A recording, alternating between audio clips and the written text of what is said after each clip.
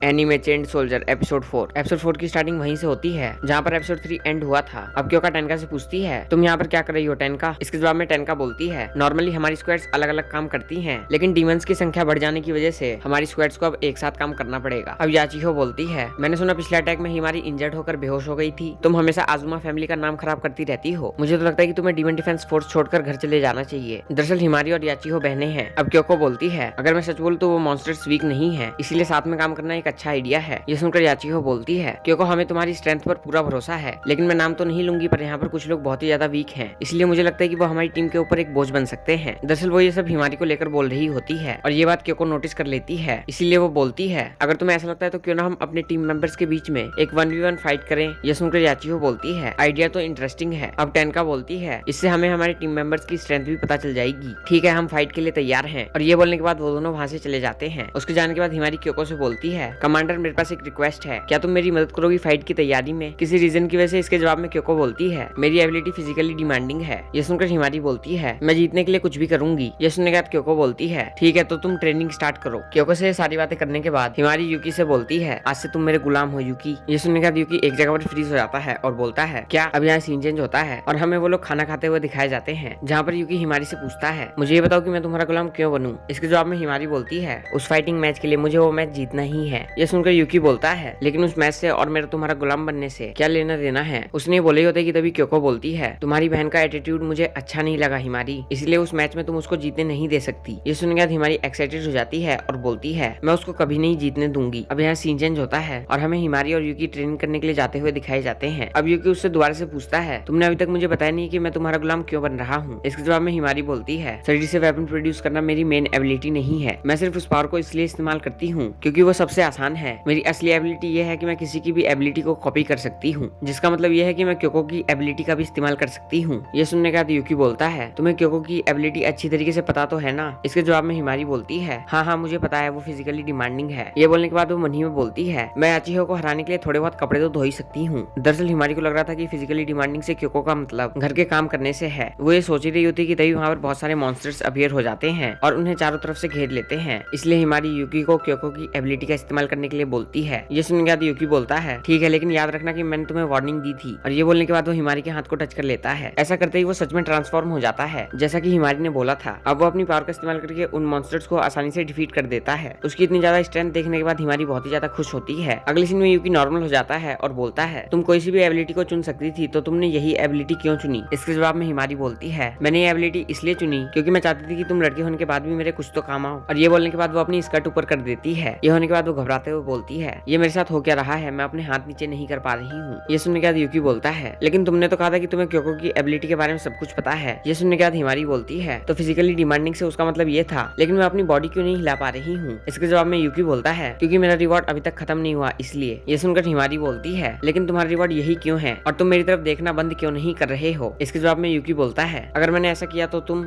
मेरी बात का भरोसा नहीं करोगे, इसलिए तुम खुद ही देख लो। और ये बोलने के बाद वो अपनी आंखें बंद कर लेता है और बहुत सारा समय बीतने के बाद भी हिमारी अपना हाथ नीचे नहीं कर पाती है। ये होने के बाद वो बोलती है क्या मैं हमेशा के लिए ऐसे ही रहने वाली हूँ। इसके जवाब में यूकी बोलता है ये क्योको की एबिलिटी है, इसलिए तुम तब तक नहीं हिल पाओगी जब तक मैं अपना रिवॉर्ड नहीं ले लेता। ये सुनने के बाद हिमारी बोलती है ठीक है तुम मेरी तरफ देख सकते हो। अब यहाँ सीन चेंज होता है और हमें वो दोनों वापस जाते हुए दिखाए जाते हैं, जहाँ पर यूकी बोलता है शायद तुम्हें ये एबिलिटी छोड़कर दूसरी एबिलिटी का इस्तेमाल करना चाहिए। ये सुनकर हिमारी बोलती है अगर मैं ऐसा कर पाती तो मैं अभी तक वो कर चुकी होती। ये सुनकर यूकी उससे पूछता है तुम ऐसा क्यों नहीं कर सकती। इसके जवाब में हिमारी बोलती है किसी भी एबिलिटी को इस्तेमाल करने के लिए मेरी फिजिकल बॉडी भी तैयार होनी चाहिए। एग्जाम्पल के लिए अगर मैं शुशु की एबिलिटी का इस्तेमाल करूंगी तो मेरी बॉडी का साइज बड़ा नहीं होगा, बस मेरे बूब्स 3 सेंटीमीटर से बड़े हो जाएंगे। अब यूकी बोलता है तुम जीतने के लिए इतनी डेस्परेट क्यों हो। इसके जवाब में हिमारी बोलती है मेरी सारी बड़ी बहनें डीमन डिफेंस फोर्स में हैं और बहुत ही ज्यादा पावरफुल हैं, लेकिन मैं उनकी तरह नहीं हूँ और बहुत ही ज्यादा क्लमजी हूँ। मैं हमेशा बीमार पड़ती रहती थी, इसलिए मेरे रिजल्ट्स भी अच्छे नहीं आते थे। ये सुनकर यूकी बोलता है ऐसा लग रहा है कि मैं अपने आप से बातें कर रहा हूँ। अब हिमारी आगे बोलती है इसलिए घर पे मुझे सब लोग चिढ़ाते रहते हैं और इसीलिए मैं उनको गलत साबित करने वाली हूँ और ऐसा करने में तुम मेरी मदद करोगे। और इसी के साथ हमें वो दोनों फिर से ट्रेनिंग करते हुए दिखाए जाते हैं। उनकी ट्रेनिंग बहुत ही ज्यादा इंटेंस होती है, इसलिए यूकी बहुत ही ज्यादा थक जाता है, लेकिन ट्रेनिंग करने के बदले में रिवॉर्ड के तौर पर हिमारी अपने कपड़े उतारकर उसे अपने बूब्स दिखाती है, जिन्हें देखने के बाद यूकी बहुत ही ज्यादा एक्साइटेड हो जाता है और दोबारा से ट्रेनिंग शुरू करने के लिए बोलता है। उसे ऐसे देखने के बाद हिमारी स्माइल करती है और यही सब करते करते उनके फाइट का दिन आ जाता है और इसीलिए टेनका अपनी टीम के साथ उनके डॉर्म में पहुंचती है और बोलती है आज हम अपनी टीम की पावर दिखाने वाले हैं। ये सुनकर याचिहो बोलती है हम स्टाइल के साथ जीतेंगे और इसी के साथ हमें उन दोनों के स्क्वाड्स के बीच की फाइट स्टार्ट होते हुए दिखाई जाती है। पहला मैच याचिहो और हिमारी के बीच में होता है और इसी के साथ एपिसोड 4 यहीं पर एंड हो जाता है। इसका एपिसोड 5 जल्दी आएगा, सो स्टे ट्यून्ड।